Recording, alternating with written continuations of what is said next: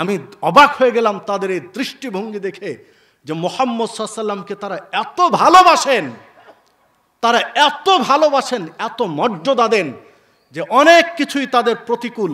তিনি যখন একটা কথা বলছেন, তখন তার সাথীবর্গরা তাকে এত ভালোবাসেন যে চোখ তুলে তার দিকে তাকাবেন এটাও তারা অপরাধ মনে করছেন, মাথা নুয়ে সব মেনে নিচ্ছেন। সুবহানাল্লাহ, আল্লাহু আকবার। হাদিস সহিহ বুখারীর হুদায়বিয়া সন্ধির আলোচনার মধ্যে পাবেন। সম্মানিত উপস্থিতি, দেখুন অমুসলিম নেতাদের বিশ্লেষণ দেখেন। দুইজন অমুসলিম নেতার বিশ্লেষণ করলাম।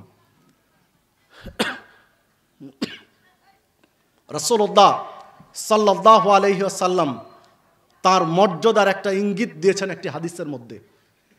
রাসূলুল্লাহ সাল্লাল্লাহু আলাইহি ওয়াসাল্লাম বলছেন,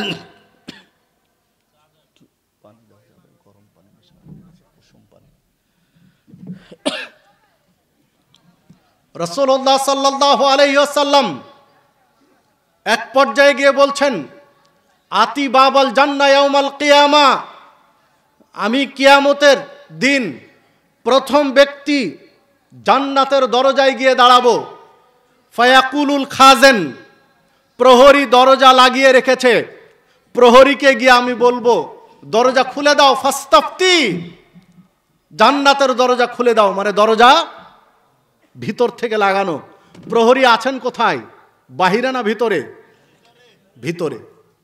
আপনি বলবেন যে বাহিরেও তো থাকতে পারে প্রহরী গেট পাহারা দেওয়ার জন্য। না, কারণ ফায়াকুলুল খাজেন, প্রহরী জিজ্ঞাসা করছেন, মান আনতা, আপনি কে? কে দরজা খুলতে বলছেন? মানে উনি আছেন কোথায়? ভিতরে। তখন রাসূলুল্লাহ সাল্লাল্লাহু আলাইহি ওয়াসাল্লাম বলছেন, মুহাম্মদ সাল্লাল্লাহু আলাইহি ওয়াসাল্লাম, আমি হলাম মুহাম্মদ সাল্লাল্লাহু আলাইহি ওয়াসাল্লাম। রাসূলুল্লাহ সাল্লাল্লাহু আলাইহি ওয়াসাল্লাম বলছেন, আমার নাম শোনার সাথে সাথে ফেরেশতা দরজা খুলে দিবেন। নাম শোনার সাথে সাথে দরজা খুলে দিবেন। দরজা খুলে দেওয়ার পরে এবার ফেরেশতা বলছেন কি, বাক্যটা শোনেন। ফেরেশতা বলছেন, বেকাউ মৃত্যু লা আফতাহু লি আহাদিন ক্বাবলা, জান্নাত সৃষ্টি করার পরে আল্লাহ আমাকে এই দরজায় পাহারায় রেখে দিয়েছেন।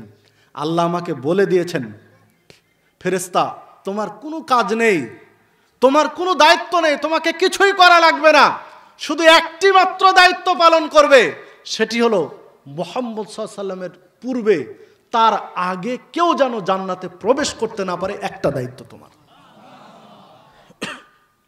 সেই দিন থেকে আজ পর্যন্ত আমি পাহারা দিচ্ছি আপনার অপেক্ষায়, যে কখন আপনি বলবেন দরজা খুলতে, আর আপনার জন্য দরজা খুলে দেব। আপনি ঢুকে গেলেন, আমার দায়িত্ব হালকা হয়ে গেল। এটাই আমার প্রধান দায়িত্ব, মূল দায়িত্ব, যে আপনার আগে কেউ যেন জান্নাতে ঢুকতে না পারে। হাদিস সহিহ মুসলিমের 5770 নম্বর হাদিস। সম্মানিত উপস্থিতি, দেখুন মুহাম্মদ সাল্লাল্লাহু আলাইহি ওয়াসাল্লাম এমন একজন ব্যক্তি, বিচারের মাঠে আদম আলাইহিস সালাম থেকে শুরু করে কিয়ামত পর্যন্ত যত নবী রাসূল, ধর্মীয় বিধর্মী যত মানুষ সকলে উপস্থিত, তাদের মধ্য থেকে প্রথম জান্নাতে প্রবেশ করবেন কে? মুহাম্মাদুর রাসূলুল্লাহ সাল্লাল্লাহু আলাইহি ওয়াসাল্লাম। তাহলে তার মর্যাদাটা কেমন আপনি একটু বিশ্লেষণ করেন।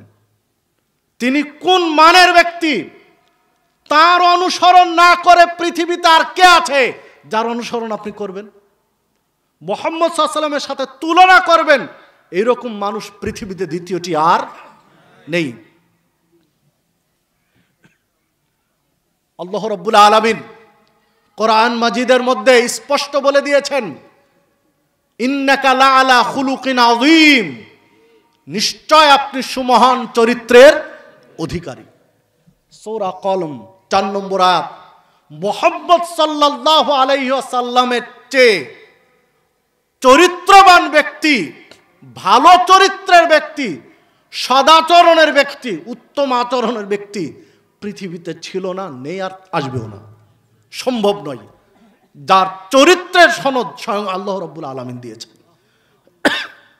দেখুন রাসূলুল্লাহ সাল্লাল্লাহু আলাইহি ওয়াসাল্লাম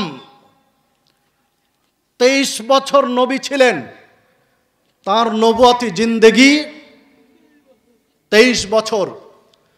এই 23 বছরে তিনি কোনোদিন মিথ্যা কথা বলেছেন, কারো সাথে প্রতারণা করেছেন, কারো সাথে ধাপ্পাবাজি করেছেন, কাউকে ঠগিয়েছেন, এই রকম কোনো রেকর্ড নেই।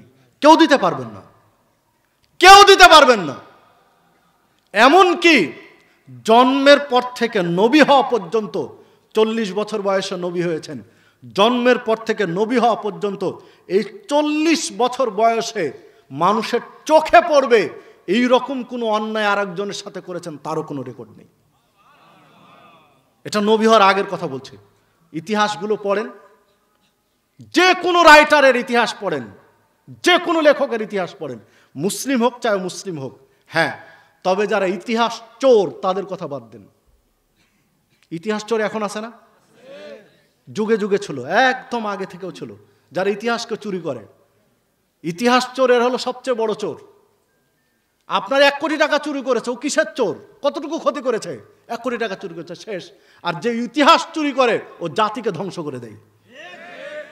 যারা ইতিহাস চুরি করে, যেমন সালমান রুশদি, একজন মুসলিম ঘরের সন্তান, পাক্কা ইতিহাস চোর।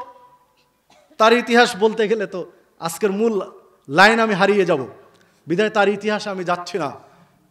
সম্মানিত উপস্থিতি, যে কথা বলছিলাম, এই সালমান রুশদি মুসলিম ঘরের সন্তান হয়ে ইহুদিদের টাকায় লালিত পালিত হয়ে ইহুদিদের প্রলোভনে হারিয়ে গিয়ে নিজের স্রোতকে হারিয়ে ফেলে মুহাম্মদ সাল্লাল্লাহু আলাইহি ওয়াসাল্লাম সম্পর্কে কটু মন্তব্য করেছে দ্য স্যাটানিক ভার্সেসের মধ্যে। শয়তানের জাল এই বইয়ের মধ্যে মুহাম্মদ সাল্লাল্লাহু আলাইহি ওয়াসাল্লামকে একটা রঙ্গিলা রাসূল হিসাবে বিচিত্রভাবে তুলে ধরার চেষ্টা করেছে, স্রেফ ইহুদিদেরকে খুশি করার জন্য। তো সম্মানিত উপস্থিতি, যে কথা বলছিলাম, যে তাদের ইতিহাস নিয়ে যদি মুহাম্মদ সাল্লাল্লাহু আলাইহি ওয়াসাল্লামকে বিশ্লেষণ করেন তাহলে হবে না, কারণ তারা ইতিহাস বিকৃত করেছে।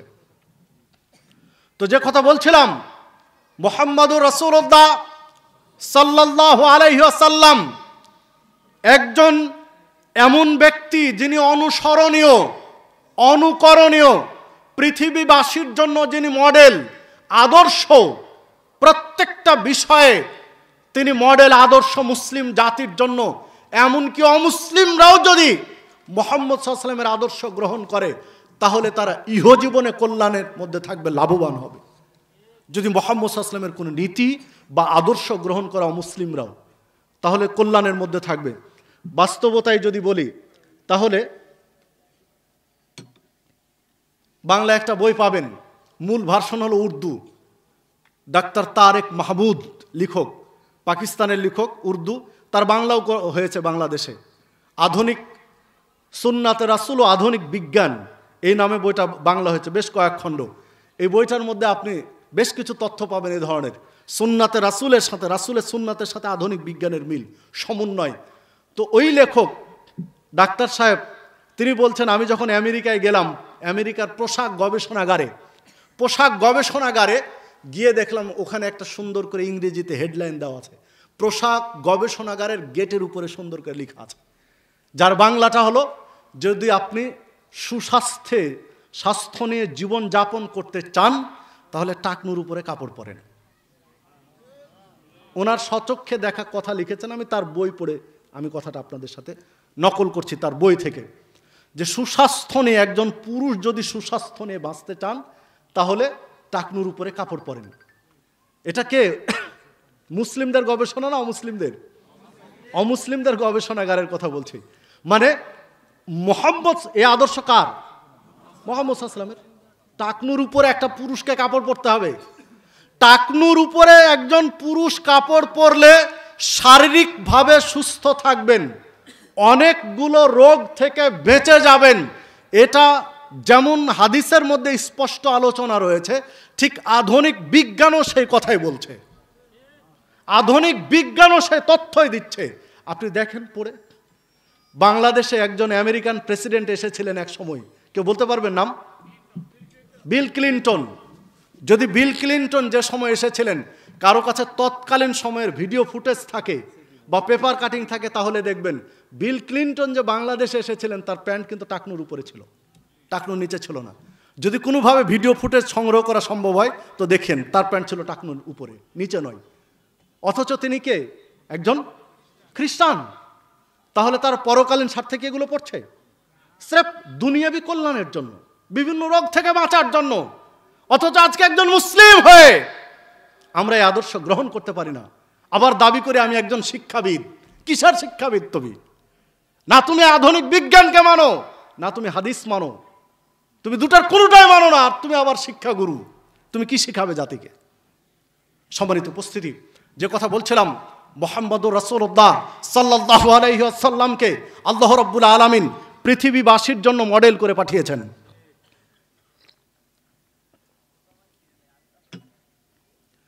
তো দেখুন, রাসূলুল্লাহ সাল্লাল্লাহু আলাইহি ওয়াসাল্লামকে অনুসরণ অনুকরণের কথা আল্লাহ রাব্বুল আলামিন কোরআন মাজিদে বলে দিলেন।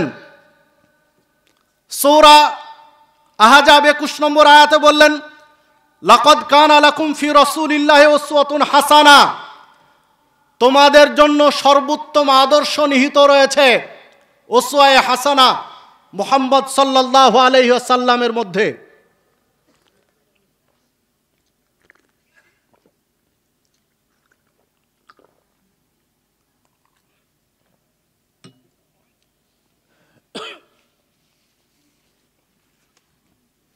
সর্বোত্তম আদর্শ মুসলিম জাতির জন্য মুহাম্মদুর রাসূলুল্লাহ সাল্লাল্লাহু আলাইহি ওয়াসাল্লাম।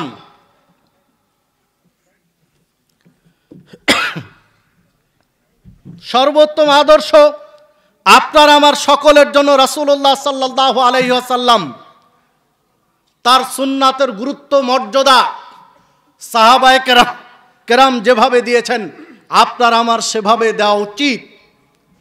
তার সুন্নাতের গুরুত্ব বা মর্যাদা দিয়েছেন কিভাবে সাহাবায়ে কেরাম, তার দু একটি বর্ণনা আপনাদের কাছে তুলে ধরি।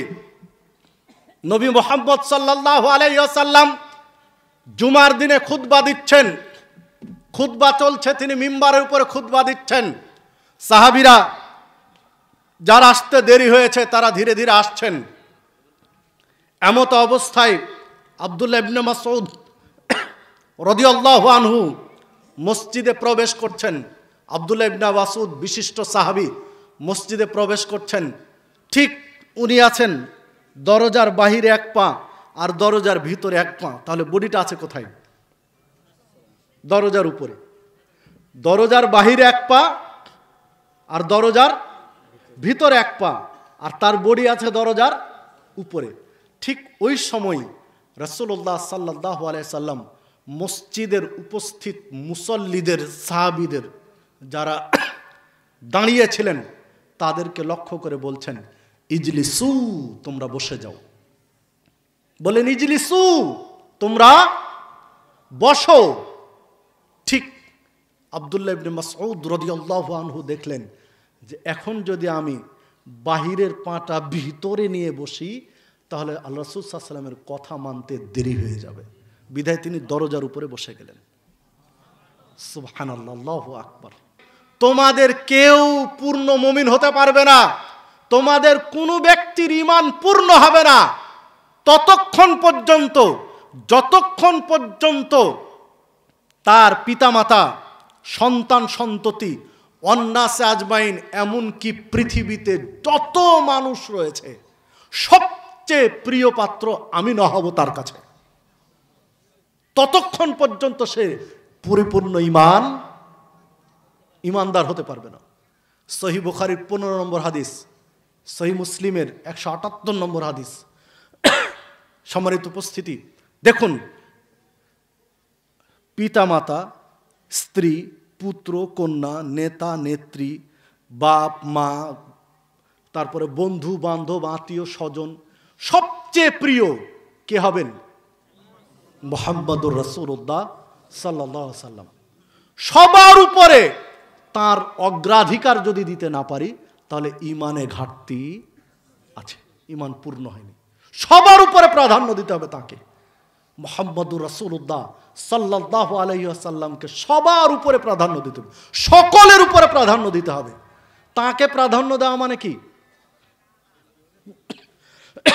তার সুন্নাতকে প্রাধান্য দাও, তার সুন্নাতকে প্রাধান্য দাও। এখন তো তিনি বেঁচে নেই, বেঁচে আছেন কি? বেঁচে থাকলে না হয় দাওয়াত দিতেন, দাওয়াত দিয়ে যা আছে সব খাওয়াইয়ে দিতেন, দিয়ে প্রমাণ করতেন আমি আপনাকে সবচেয়ে ভালোবাসি। প্রয়োজনে নিজের বুকটা ফেড়ে কলিজা বের করে ভেজে খাওয়াতেন, দিয়ে প্রমাণ দিতেন যে আমার সবচেয়ে আপনাকে বেশি ভালোবাসে। এই সুযোগ কি আছে? তাহলে কি দিয়ে প্রমাণ করবেন? তার সুন্নাত মেনে, তার সুন্নাত মেনে প্রমাণ দিতে হবে যে আমি আপনাকে সবচেয়ে বেশি ভালোবাসি। যদি এটা না হয় তাহলে ঈমানে এখনো ঘাটতি আছে। দেখুন, উমর রাদিয়াল্লাহু আনহু সাহাবীদের সাথে হেঁটে যাচ্ছেন, প্রায় ১৫০০ মতো সাহাবী, কিছু কম বেশি ১৪০০ বা কিছু কম বেশি সাহাবী একসাথে আছেন। তাদের সাহাবীদের সাথে আল্লাহ রাসূল সাল্লাল্লাহু আলাইহি ওয়াসাল্লাম হাঁটছেন। হাঁটতে হাঁটতে হঠাৎ করে আল্লাহ রাসূল সাল্লাল্লাহু আলাইহি ওয়াসাল্লাম উমর রাদিয়াল্লাহু আনহুর হাত ধরে নিলেন। তো উমর রাদিয়াল্লাহু আনহুর হাত ধরে এবার হাঁটছেন কে? মুহাম্মদুর রাসূলুল্লাহ সাল্লাল্লাহু আলাইহি ওয়াসাল্লাম। উমর রাদিয়াল্লাহু আনহুর বুকটা খুশিতে একদম ভরে গেছে। কার ভরবে না বলেন তো দেখি? কথার কথা, যদি এই গাছবাড়িতে এই মাহফিলে হঠাৎ করে চলে আসলেন বাংলাদেশের প্রেসিডেন্ট, বাংলাদেশের প্রেসিডেন্ট এসে সাধারণ একজন চেনা নেই জানা একজন ব্যক্তিকে ধরে হাত ধরে হাঁটছেন, তো তার মনটা কি বলবে? এতগুলো মানুষের মধ্যে প্রেসিডেন্ট হাত ধরে হাঁটছেন।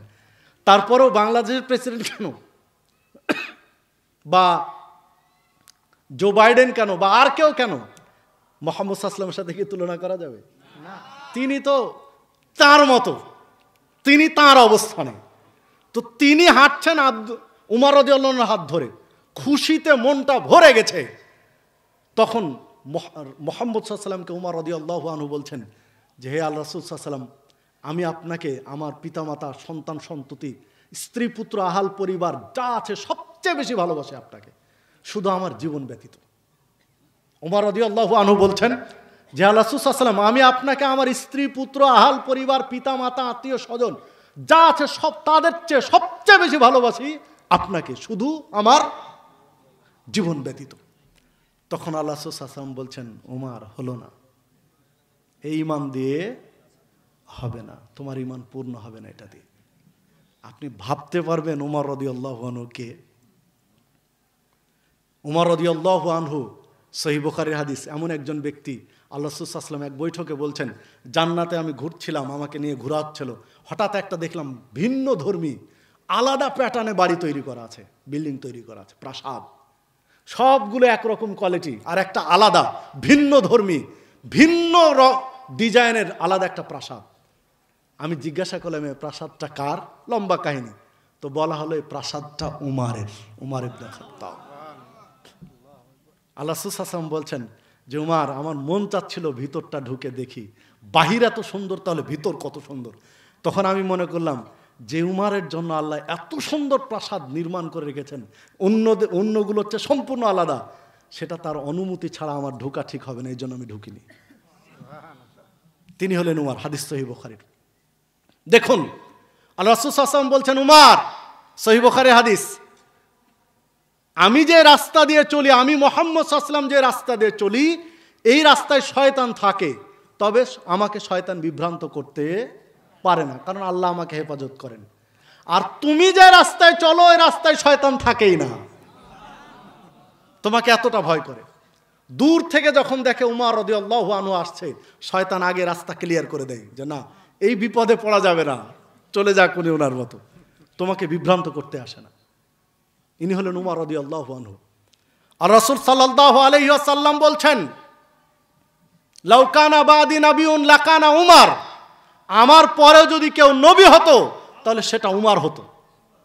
মানে মুহাম্মদ সাল্লাল্লাহু আলাইহি ওয়াসাল্লামের পরে যদি নবী হওয়ার কেউ যোগ্য ব্যক্তি থাকে, তিনি হচ্ছেন উমর রাদিয়াল্লাহু আনহু।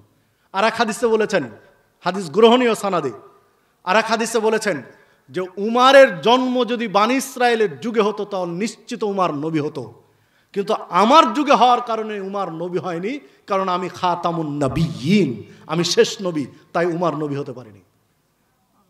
আর এক হাদিসে বলেছেন, রাসূলুল্লাহ সাল্লাল্লাহু আলাইহি ওয়াসাল্লামকে জিজ্ঞাসা করা হলো, স্বপ্নের একটা ব্যাখ্যা জানতে চাইলেন, স্বপ্নের একটা ব্যাখ্যা জানতে চাইলেন পোশাকের, যা কারো পোশাক মানে এই পর্যন্ত, কারো হাঁটু পর্যন্ত, কারো আরো নিচে, কারো ইত্যাদি। আর উমর রাদিয়াল্লাহু আনহুকে দেখছি মাটি হেঁচড়িয়ে পোশাক পরে যাচ্ছে, আল খেললে একদম মাটি হেঁচড়িয়ে যাচ্ছে, মানে অন্যদের চেয়ে সম্পূর্ণ আলাদা। এর অর্থ কি? তখন আল্লাহ রাসূল সাল্লাল্লাহু আলাইহি ওয়াসাল্লাম বলেন, এটা হলো উমারের জ্ঞান, মানে তোমাদের মধ্যে সম্পূর্ণ তার ব্যতিক্রম জ্ঞান, তার যে জ্ঞান দিয়েছেন আল্লাহ তোমাদেরকে সেটা দেননি। মানে মুসলিম উম্মার মধ্যে সাহাবীদের মধ্যে জ্ঞানী সবচেয়ে ছিলেন। হাদিসে বোঝা যায় উমর রাদিয়াল্লাহু আনহু, ওই হাদিসে ইঙ্গিত, হাদিস সহিহ বুখারীর। সম্মানিত উপস্থিতি, যে উমর রাদিয়াল্লাহু আনহুর এত মর্যাদা, যে উমর রাদিয়াল্লাহু আনহুর এত সম্মান, রাসূলুল্লাহ সাল্লাল্লাহু আলাইহি সাল্লাম মারা গেলেন, কবর হলো মসজিদে নববীর সাথেই তার গৃহে, আয়েশা রাদিয়াল্লাহু আনহার গৃহে। তারপরে মারা গেলেন আবু বকর সিদ্দিক রাদিয়াল্লাহু আনহু, রাসূলুল্লাহ সাল্লাল্লাহু আলাইহি ওয়াসাল্লামের পাশে কবর হলো। পরে মারা গেলেন উমর ফারুক রাদিয়াল্লাহু আনহু, তার কবর হলো রাসূল সাল্লাল্লাহু আলাইহি ওয়াসাল্লামের পাশে। চতুর্থ খলিফা আলী রাদিয়াল্লাহু আনহু বিদায় নিলেন 40 হিজরিতে। এরপরে খলিফা হলেন মুয়াবিয়া রাদিয়াল্লাহু আনহু। এরপরে পর্যায়ক্রমে আরও কয়েক ধাপ পরে খলিফা হলো ওয়ালিদ, উমাইয়া খলিফা ওয়ালিদ। ওয়ালিদের শাসন আমলে এসে মসজিদে নববীর সংস্কার কাজ করতে গিয়ে কবর ভুসড়ে গেল, ধসে গেল কবর। মসজিদে নববীর সাথে তো কবর ধসে গেল। কবর যখন ধসে গেল তখন একটা পা বেরিয়ে গেল। কবর ধসে গিয়ে একটা পা বেরিয়ে গেল, পা অক্ষত। এবার তো বিপদের কথা। যারা কাজ করছিলেন তারা থমকে গেলেন, সবাই থতমত খেয়ে গেলেন, ইতস্তত বোধ করছেন যে এটা কি করলাম, কারণ এটা তো তাদের সাথে একটা বেয়াদবি করে ফেলছে আমরা। আরও সম্মান মর্যাদার সাথে আমাদের কাজ করা উচিত ছিল, যেন কবর না ধসে। কারণ এখানে মহান 3 জন ব্যক্তি শায়িত আছেন, মুহাম্মদুর রাসূলুল্লাহ সাল্লাল্লাহু আলাইহি সাল্লাম, তারপর আবু বকর সিদ্দিক, উমর ফারুক রাদিয়াল্লাহু আনহুমা। তখনও 2-1 জন সাহাবী বেঁচে আছেন, কয়েকজন সাহাবী বেঁচে আছেন। ডাকা হলো সাহাবীদেরকে যে আসো, যে এটা কার সাথে দুর্ব্যবহার হয়ে গেল আমাদের অজান্তেই। তারা এসে, যারা বেঁচে ছিলেন তারা পা দেখে বলছেন যে এই পা হলো উমর রাদিয়াল্লাহু আনহু, কারণ আমরা তাকে খুব ভালো করে চিনি। মানে তিনি মৃত্যুবরণ করেছেন, মোটামুটি 25 হিজরির দিকে, কিছু কম বেশি। 25 হিজরি 5 আর 12, তাহলে 12 আর 5 17, 40 হিজরিতে খেলাফত শেষ। 40 হিজরি 17 মানে 23 হিজরির দিকে, 23-23.5 হিজরির দিকে উমর রাদিয়াল্লাহু আনহু মারা গেছেন। আর এই ঘটনা ঘটছে তারও প্রায় অন্তত 40 বছর পরে, তারও প্রায় 40 বছর পরের ঘটনা। 40 বছর পরে উমর রাদিয়াল্লাহু আনহুর পা বেরিয়ে গেছে, তো অক্ষত রয়েছে, কোনো চেঞ্জ নেই। ইনি হলেন উমর ফারুক রাদিয়াল্লাহু আনহু, পরে ঢেকে দেওয়া হলো। তো যে কথা বলছিলাম, উমর রাদিয়াল্লাহু আনহুর এত মর্যাদা, এত সম্মান। উমর রাদিয়াল্লাহু আনহু তার পরিবার, সন্তান সন্ততি, গোটা পৃথিবীর মানুষের চেয়ে বেশি ভালোবাসেন মুহাম্মদ সাল্লাল্লাহু আলাইহি ওয়াসাল্লামকে নিজের জীবন ব্যতীত। আর আল্লাহ রাসূল সাল্লাল্লাহু আলাইহি ওয়াসাল্লাম বলছেন, হলো না, মানে এই ভালোবাসা দিয়ে হবে না, তোমার জীবনের চেয়ে বেশি ভালোবাসতে হবে। তখন উমর রাদিয়াল্লাহু আনহু ঘোষণা দিলেন, আল্লাহ রাসূল সাল্লাল্লাহু আলাইহি ওয়াসাল্লাম, এখন আমি স্বীকৃতি দিচ্ছি, আমি এখন ঘোষণা দিচ্ছি, আমি এখন থেকে আমি আপনাকে আমার জীবনের চেয়ে বেশি ভালোবাসি। আপনার সুন্নাতের জন্য, আপনার জন্য আমার জীবন দিতে হলে আমি জীবন দিতে প্রস্তুত আছি। তখন আল্লাহ রাসূল সাল্লাল্লাহু আলাইহি ওয়াসাল্লাম বলছেন, আল-আন ইয়া উমর, উমর এইবার হয়েছে, তোমার এইবার ঈমানের পূর্ণতা হয়েছে, তোমার জীবনের চেয়েও বেশি ভালোবাসতে হবে আমাকে, নিজের জীবনের চেয়ে বেশি ভালোবাসতে হবে মুহাম্মদ সাল্লাল্লাহু আলাইহি ওয়াসাল্লামকে। কারণ তার সুন্নাতকে ভালোবাসতে হবে নিজের জীবনের চেয়ে বেশি। যে প্রমাণ সাহাবীরা দিয়েছেন, নিজের জীবনের চেয়ে বেশি ভালোবেসে প্রমাণ দিয়ে দিয়েছেন। আল্লাহ রাসূল সাল্লাল্লাহু আলাইহি ওয়াসাল্লাম বলছেন, লা ইউমিনু আহাদুকুম, তোমাদের কেউ পরিপূর্ণ ঈমানদার হতে পারবে না, হাত্তা ইউহিব্বা লিআখিহি মা ইউহিব্বু লিনাফসিহি, যতক্ষণ পর্যন্ত অপর ভাইয়ের জন্য তাই পছন্দ করবে যা নিজের জন্য পছন্দ করে। এই মানসিকতার না হওয়া পর্যন্ত ঈমানের পূর্ণতা হবে না। আরেকজন মুসলিমের জন্য আমি যেটা ভালোবাসি, আমি নিজের জন্য সেটাই ভালোবাসতে হবে। আমার নিজের জন্য যেটা ভালোবাসি, এটা আরেকজনের জন্য ভালোবাসতে হবে। এই মানসিকতার না হওয়া পর্যন্ত ঈমানের পূর্ণতা আসবে না।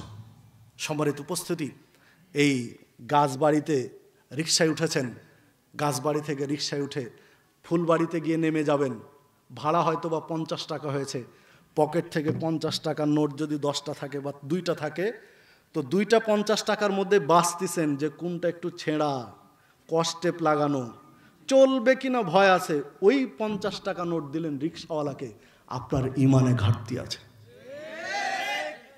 আপনি হতে পারেন তাহাজ্জুদ গুজারি মানুষ, আপনি হতে পারেন হাজি সাহেব, হাজি গাজী মোল্লা মুন্সি, বছরে বছর উমরাকারী হতে পারেন, আপনার ইমানে ঘাটতি আছে। কেন?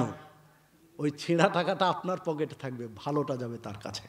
এই মানসিকতার না হওয়া পর্যন্ত ইমানের পূর্ণতা আসবে না। সাহাবীরা ছিলেন, সাহাবীদের নীরব বিপ্লব এমনি ঘটেনি, তরবারির মাধ্যমে ইসলাম কায়েম হয়নি, আদর্শের মাধ্যমে ইসলাম কায়েম হয়েছে। জেএমবিরা যে সূত্র নিয়ে দিন কায়েমের চেষ্টা করছে, তারা ভুল সূত্রকে চেষ্টা করছে। তরবারির ঝলকানি দিয়ে দিন কায়েম হয়নি বাংলাদেশ, মানে পৃথিবীর মাটিতে। পৃথিবীর মাটিতে দিন কায়েম হয়েছে আদর্শ দিয়ে। মুহাম্মদ সাল্লাল্লাহু আলাইহি ওয়াসাল্লামের আদর্শ দিয়ে জয় করেছেন। সুমামা ইবনে ওসালকে মসজিদের খুঁটির সাথে বাধা আছে। মুহাম্মদ সাল্লাল্লাহু আলাইহি ওয়াসাল্লাম বলছেন, সুমামা কি অবস্থা তোমার? তিনি বলছেন কি, হুঙ্কার ছাড়ছেন, অমুসলিম নেতা হুঙ্কার ছাড়ছেন, ইন তাকতুল তাকতুল জাদামিন ওয়া ইন তুনিম তুনিম আলা শাকিরিন। হে মুহাম্মদ সাল্লাল্লাহু আলাইহি ওয়াসাল্লাম, তুমি যদি আমাকে হত্যা করো তো প্রতিশোধ নেওয়া হবে। কি হুঙ্কার! ও বন্দি, তাও আবার খুঁটির সাথে বাধা। যখন বলা হচ্ছে কি খবর, তখন বলছে আমাকে যদি মেরে ফেলেন তো প্রতিশোধ নেওয়া হবে। একাই আছে, বন্দি, বাধা আছে, তাও হুঙ্কার ছাড়ছে, কারণ নেতা মানুষ। ও বলছে আমাকে মেরে ফেলবেন, কি করবেন? আমার দল আছে, আমার জাতি আছে, আমার গোষ্ঠী আছে, তারা প্রতিশোধ নিয়ে নেবে। আর যদি আমার উপরে কৃতজ্ঞ হন, আমার উপরে দয়া করেন, তাহলে আপনার কৃতজ্ঞতা প্রকাশ করা হবে, আপনার দয়ার মর্যাদা দেওয়া হবে। আল্লাহ রাসূল সাল্লাল্লাহু আলাইহি ওয়াসাল্লাম কিছুই বললেন না। 3 দিন একই ঘটনা ঘটলো, 3 দিন পর্যন্ত বাধা। 3 দিন জিজ্ঞাসা করলেন, একই উত্তর দিলেন। তো আল্লাহ রাসূল সাল্লাল্লাহু আলাইহি ওয়াসাল্লাম কোনো ধমক দিলেন না, কিছু বললেন না। বলতে পারতেন যে বেয়াদব, তুমি বাধা আছো, তুমি আমাকে শাসন করছো, শাসাচ্ছ। কোনো হুঙ্কার দিননি, কিছুই বললেন না তাকে। 3য় দিন সাহাবীদেরকে বললেন, ছেড়ে দাও সুমামাকে, চলে যাক ওর দলের কাছে। সাহাবীরা অবাক, যে লোকটা বাধা অবস্থায় হুঙ্কার ছাড়ছে তাকে বকা দিলেন না, উল্টা বলছেন ছেড়ে দাও, চলে যাক তার কওমের কাছে। ছেড়ে দিলেন সাহাবীরা। সুমামা ইবনে ওসাল চলে যাচ্ছেন রাস্তা দিয়ে হেঁটে। এইবার কিছুদূর গিয়ে ভাবছেন যে আমি যাচ্ছি কোথায়? পৃথিবীতে মানুষ দেখেছি, তবে এই রকম ব্যতিক্রম মানুষ দেখিনি যা মুহাম্মদ সাল্লাল্লাহু আলাইহি ওয়াসাল্লামকে দেখলাম। যাচ্ছি কোথায়? কিছু দূর গিয়ে আবার ঘুরে আসলেন ব্যাক করে মসজিদে নববীতে।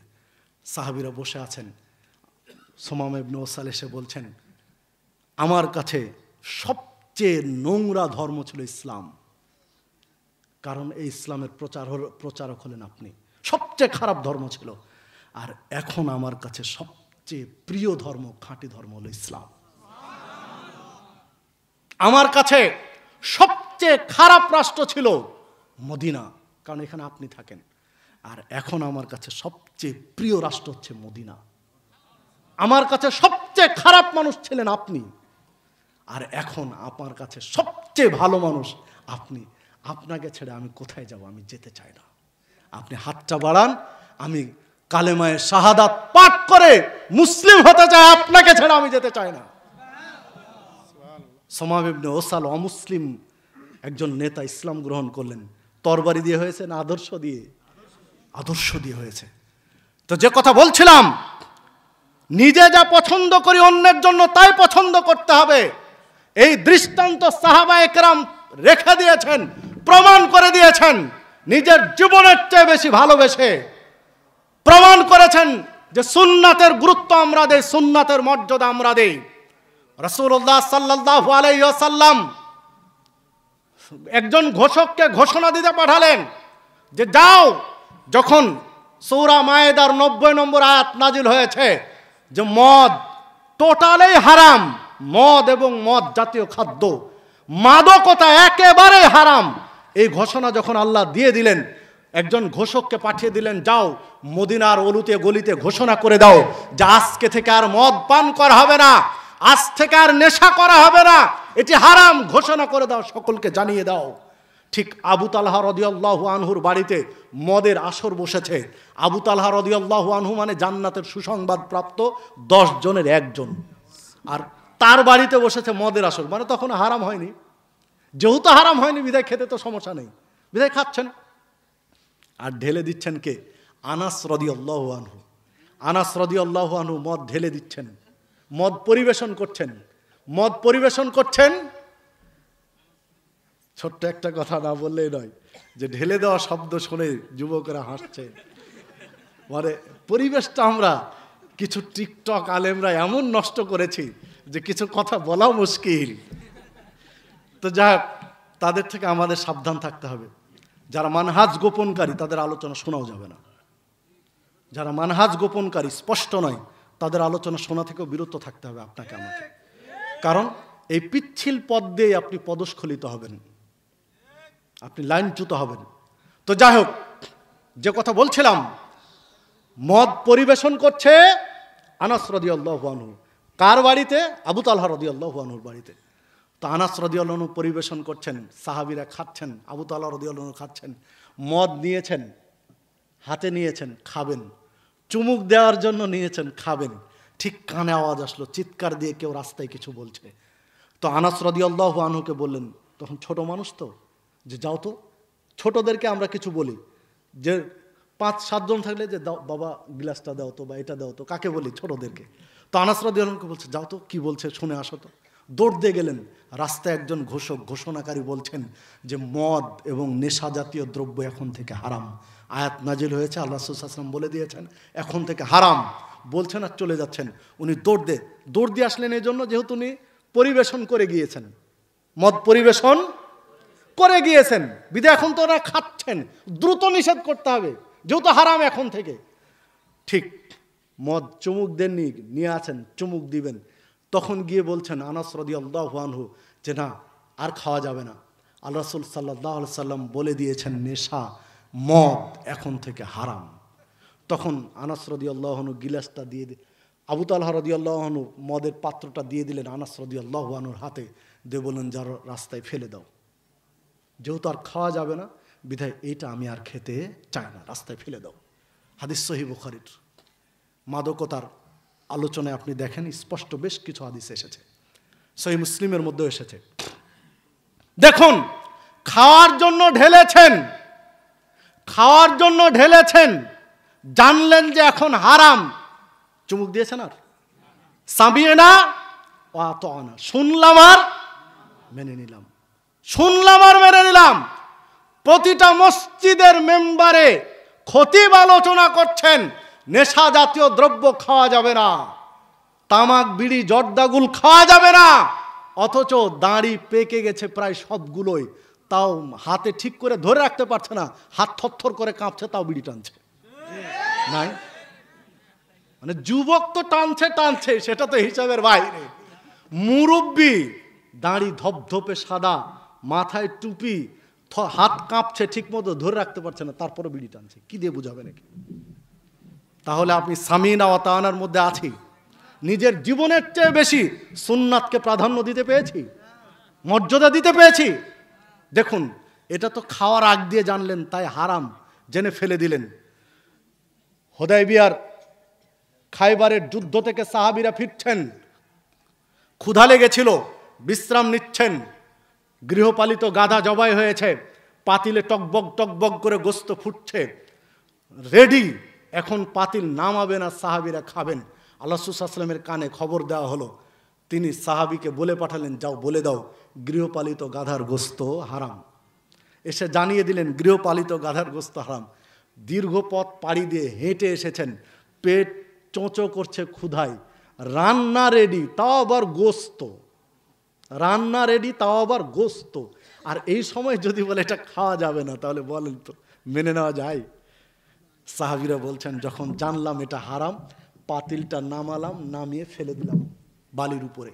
যেটা খাওয়া যাবে না ওই জিনিস পাত্রে রাখবো না, কারণ যদি পাত্রে রাখি, তাহলে যদি ঈমান দুর্বল হয়, শক্ত না হয়, তাহলে বিভ্রান্ত হবে, মনে হবে একটু অন্তত আজকে একটু খাই, বাঁচার জন্য একটু খাই, রাখবই না, পাতিলে ফেলে দিলেন। হে যুবক বন্ধুরা, মুসলিম ভাতৃমণ্ডলী, যদি আপনার কাছে গুল, তামাক বিড়ি জর্দা যদি থাকে, যারা এসেছেন মাহফিলে, যদি এই জিনিস আপনি মাহফিল শেষে বাড়ি নিয়ে যান, তাহলে আপনার ঈমানে ঘাটতি আছে।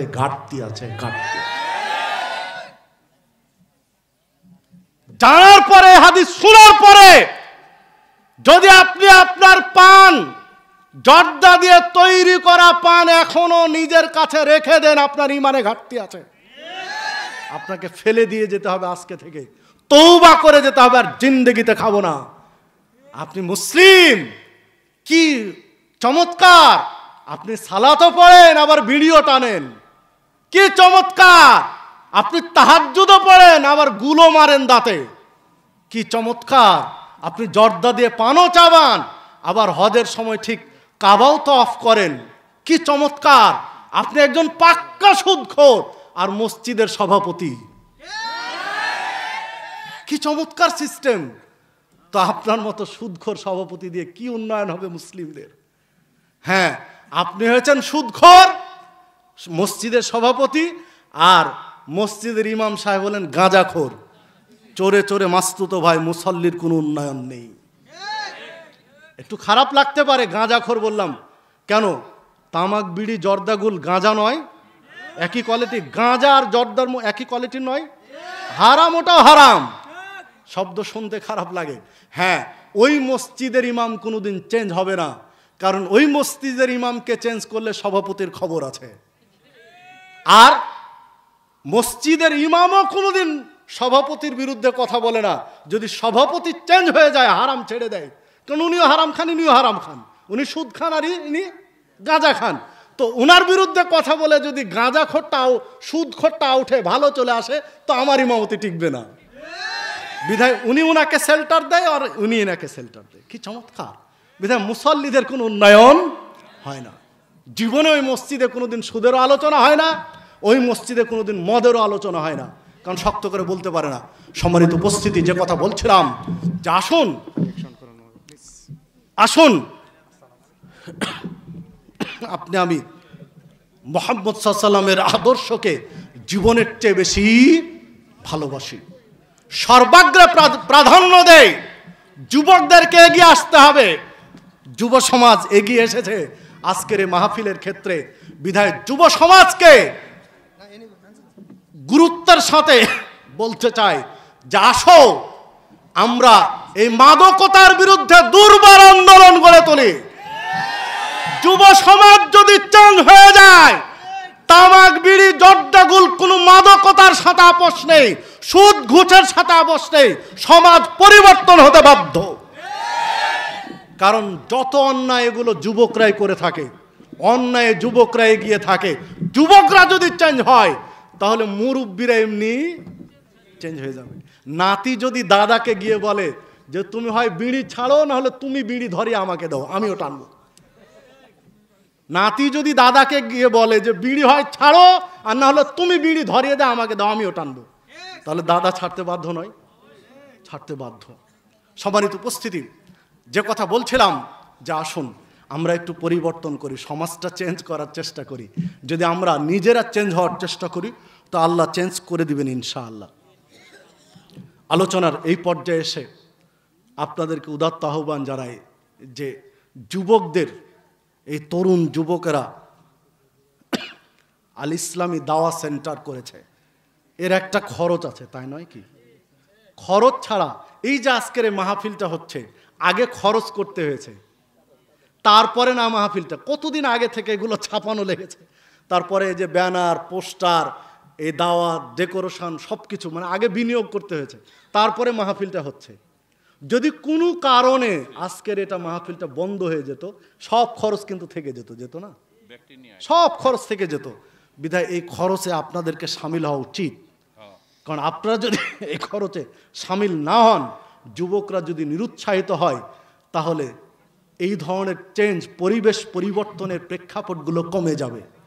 যে সময় যুবকরা গান বাজনার অনুষ্ঠানে ব্যস্ত, ওই সময় তরুণ যুবকরা বেরিয়ে এসেছে সমাজ পরিবর্তন করতে, সমাজ সংস্কারের জন্য। এই ক্ষেত্রে আপনাকে আমাকে উদার হস্তে এগিয়ে আসতে হবে। শেখ চলে এসেছেন, ডক্টর ইমাম হুসাইন হাফেজাহুল্লাহ, তিনি গুরুত্বপূর্ণ কথা বলবেন। তাকে বসিয়ে রেখে আমি বেশি কথা বলতে চাচ্ছি না, বা বলা উচিত নয়। তো যেহেতু ছোট্ট একটা বিষয় আমাকে তুলে ধরা হয়েছে, আমি কয়েক মিনিট, 4-5 মিনিটের মধ্যে আমি আলোচনা শেষ করে দিচ্ছি। আমি আপনাদেরকে উদাত্ত আহ্বান জানাবো, আপনারা কি চান না যে এই ধরনের দিনী বৈঠকগুলো হতে থাকুক, কন্টিনিউ হতে থাকুক? চান নাকি? বিধায় আপনাদের কাছে যুবক ভাইরা যাবে, কয়েকজন 5-7 জন যুবক ভাইদের যেতে বলছে, বা আপনার যারা 2-1 জন দাঁড়িয়ে যাবেন। সময় নষ্ট করা যাবে না, 3-4 মিনিটের মধ্যে। সময় নষ্ট বেশি করলাম মানে আমরা গুরুত্বপূর্ণ আলোচনা শেখের কাছে শুনতে পিছিয়ে গেলাম। তো যুবক ভাইরা যাচ্ছে, আপনার আল্লাহর হস্তে একটু পকেটে হাত দিবেন, সাধ্য অনুযায়ী চেষ্টা করবেন দিতে। একটি হাদিসের মধ্যে আল্লাহ সাল্লাল্লাহু আলাইহি ওয়াসাল্লাম বলছেন যে আল্লাহ রাব্বুল আলামিন বলেছেন যে বনি আদম দান করো, তোমাকে দান করা হবে। মানে আপনি যদি দান করেন আপনাকে ব্যয় করা হবে। আপনি ব্যয় করলে আপনার পিছনে আল্লাহ ব্যয় করবেন। আর আপনি যদি গুনে গুনে দেন, খুব হিসাব নিকাশ করে দেন, তো আল্লাহ হিসাব নিকাশ করে দিবেন। আপনি একটু উদার মনে দেন, আল্লাহ আপনাকে উদার মনে দিবেন। তো পরিশেষে আপনাদেরকে উদাত্ত আহ্বান জানাই, দান সাদাকা এমন একটা গুরুত্বপূর্ণ জিনিস, আল্লাহ রাসূল সাল্লাল্লাহু আলাইহি ওয়াসাল্লাম বলছেন আগুনে পানি ঢেলে দিলে যেমন হয় ঠিক দান সাদাকা অনুরূপী। দান সাদাকা করলে জাহান্নামের আগুন নিভে যায়, আগুনে পানি ঢালার মতো। বিধায় সাধ্য অনুযায়ী যার যতটুকু সাধ্য আছে এই যুব সমাজের কার্যক্রমগুলো বেগবান করার জন্য, গতিশীল করার জন্য, এগিয়ে নেওয়ার জন্য আপনি সাধ্য অনুযায়ী সর্বাত্মক চেষ্টা করবেন দান সাদাকা, উৎসাহ, পরামর্শ, বুদ্ধি দিয়ে। এই